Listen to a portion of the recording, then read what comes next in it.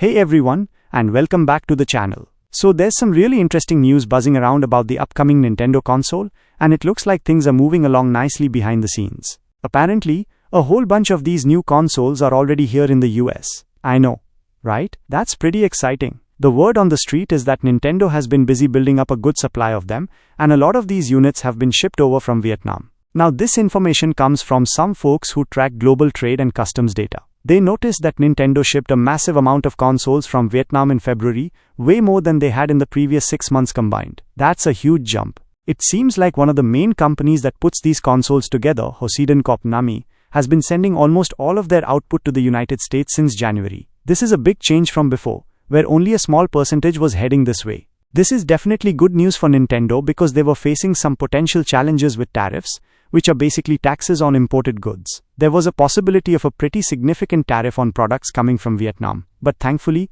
that's been put on hold for now. There's still a smaller general tariff in place, but this pause gives Nintendo some breathing room to get a lot of consoles into the country. Interestingly, we actually heard from the president of Nintendo of America, Doug Bowser, himself, and he confirmed that they do indeed have a number of these new consoles already in the United States, ready to go. Now, this whole situation with Vietnam as a production hub isn't entirely new. Nintendo actually started moving some of their console production out of China and into places like Vietnam and Cambodia a while back. This was a smart move because it helps protect them from potential tariffs on goods coming from China. Things got a little complicated recently when tariffs on goods from Vietnam were announced, which threw a bit of a wrench in Nintendo's plans for pre-orders. They had initially planned to start taking pre-orders on a certain date, but they had to delay that to figure out how the tariffs might affect things. They even mentioned that the delay was specifically to assess the potential impact of tariffs and the evolving market. However, the good news is that the launch date for the console itself is still on track.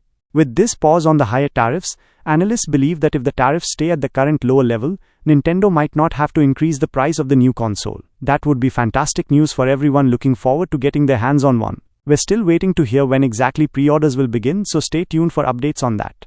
So, it looks like Nintendo is making significant progress in getting the new console ready for launch, despite some of the challenges they've faced with tariffs. It's definitely an exciting time for gaming.